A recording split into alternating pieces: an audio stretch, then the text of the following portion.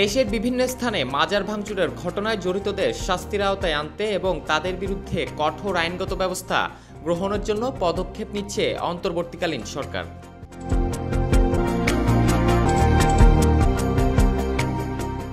শনিবার 14 সেপ্টেম্বর প্রধান উপদেষ্টার কার্যালয় থেকে পাঠানো এক বিজ্ঞপ্তিতে বিষয়টি জানানো হয়।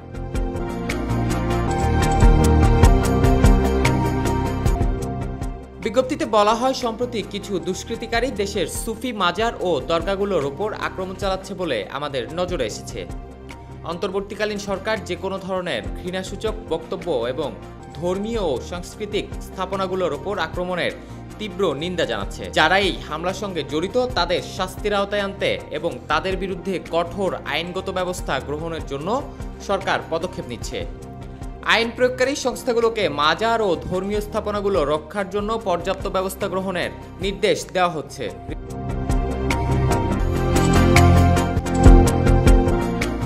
বিজ্ঞপ্তিতে আরও বলা হয়, আমরা সম্প্রতির দেশ হিসেবেই থাকব এবং ধর্মীয় বা সাংস্কৃতিক সহনশীলতা ও সম্প্রীতি বিঘ্নিত করার যে কোনো প্রচেষ্টাকে কোনো বৈষম্য ছাড়াই কঠোরভাবে মোকাবেলা করা হবে।